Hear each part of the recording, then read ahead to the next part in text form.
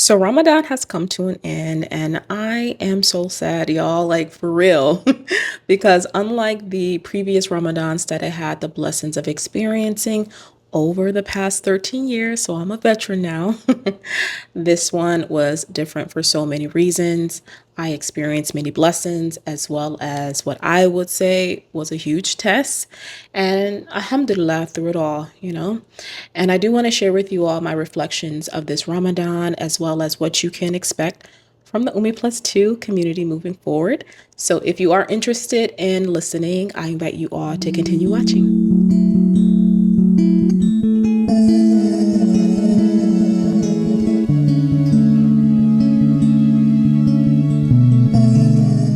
So, yes, this Ramadan was completely different than my previous Ramadans because this time I had no distractions. And what I mean by that is I did not have any social obligations. I stopped everything that I was doing as far as my business, as well as homeschooling. And it wasn't because I wanted to, it was because I was totally burned out emotionally, physically, somewhat mentally.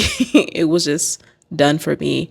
And this allowed me to have a different approach to Ramadan this year. And I'm so grateful for me being forced to stop because who knows? And it also allowed me to now internalize everything.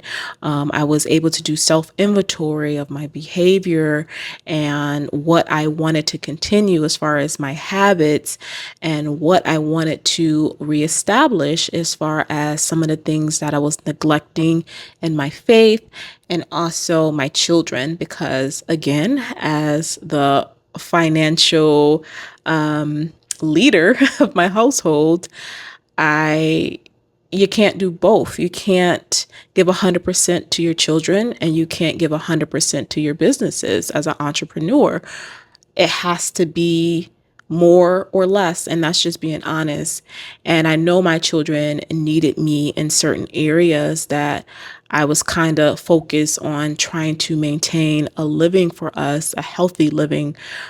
So again, through me stopping, I was able to reestablish more bonding time with us and really having beautiful conversations, which I will be sharing with you all a little bit in the video. Um, so I highly recommend you all, if it's Ramadan or any other time of the year, to just really stop before your body forces you to do self inventory and external inventory as well, inshallah.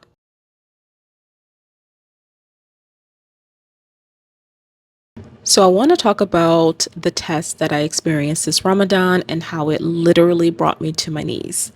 So usually when I undergo any of my trauma triggers, it takes me close to a week to recover.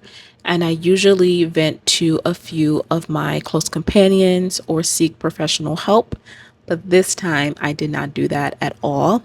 It had only taken me one day to recover, and I did not share the details of what I had experienced this time to any of my close companions because, one, I mean, the inner workings of this trigger is known to them.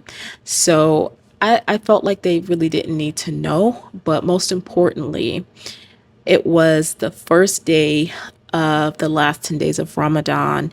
And I remember that night going to the masjid and crying so much that I literally fell to my knees and I felt the sorrow and the pain and the frustration and the anger leaving my body. And I was thinking or reflecting, like, man, when they say that the Quran is really healing, it can heal you. It can do just that because as I was crying, I was thinking about the surahs that I was reading and how I internalized what I was reading this time as opposed to just letting it go through one ear out the other. So, alhamdulillah. Not only was this Ramadan life changing for me, I also noticed a shift in my children as well. They were now absorbing willingly, not that I'm forcing them or anything, but they were so inclined into knowing more about areas of our faith that they didn't know about or they did know about and wanted more detail. And I was like a proud mom. I ain't gonna lie, okay? And one of those things, we had a conversation, right? So, little backstory. I used to participate in this daily Quran reading with a dear friend of mine organization, MWI. I will put the link down below. And after we read the Quran or a juice from the Quran, we would then have a reflection discussion. So I was kind of already used based on me participating in that club. I was already used to the structure of that. So I'm saying that for a reason, okay? So we were having a conversation, my children and I, and they mentioned to me that they want to memorize the whole Quran. And they gave me the reason why. And I was like, okay, you know? But here's the thing, they said, although we want to read, or yeah, although we want to memorize the whole Quran, we want to know what we're reading. And I'm like, that's so true because I also had that same reasoning and thought process because I'm like, first off, Arabic is not our mother language, our mother tongue. We don't really, that's not our first language. English is. And so we really can't connect how we should and how we want to the Quran if we don't know fully what it is, right? Of course, it's highly recommended to read an Arabic, but I think it's also important to understand it in your mother tongue, your mother language. So I told them, I said, you're right. So what we done differently is we now started reading, and this was during Ramadan. We started reading the Quran in English first and having a reflection discussion. And I thought, the teacher and me, all right, let's amp this up a little bit. How can they connect with the Quran on a level that is suitable to them? And I'm like, one way I know is through expressing themselves in the best way we know and or the best way we love to, and that's through art. So I'm like, okay, let's make art after a juz or pick one of your favorite surahs and express yourself through art, be it poetry or painting.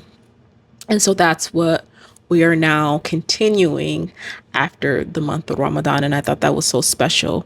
So aside from us or them wanting to learn, they're going to now, inshallah, read it in their mother language, and we do reflections. And this is something that we're going to do every week until they feel comfortable enough to start their hifz program, inshallah. So I'm very proud of them, and it meant so much to me that I cried because of that, because I'm like, I did not have to force them, and it was something that they wanted to do on their own and together. That is so meaningful to me. I'm like, yo, me being a convert to Islam or revert to Islam, and now my children is like wanting to memorize the Quran. I have to pat myself on the back. No, I'm joking. I'm joking. I'm just rambling, but Alhamdulillah, and please make dua for those who practice the Muslim faith, for my children and myself, okay? And me.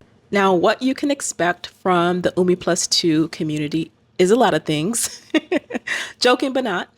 If you're into holistic living, if you're into cozy hobbies, if you're into sister chats, if you're into motherhood and homeschooling, anything positive that will keep you thriving in this life, that's what you can expect from Ummiplustwo. Inshallah. And listen, I'm not alone here. Okay. I don't want to be the only one in a chat group. We're coexisting with one another. So I would love to hear from you all as well. If there's any new things that you've learned you want to share, what be it outside or from one of my videos. Let's keep the conversation, the community rolling, okay? And I hope to hear from you soon, inshallah. Now, I do want to mention that if you do not practice the Islamic faith, that is okay too. You can also share, you can also converse because I am a convert to Islam, all right? So that that part. And if it's not anything that will take me away from Islam, I'm more than happy to learn from you as well, inshallah. God willing. So until then, I do pray you have a beautiful week. And like I always say, be kind, be love, and be whole. Salam.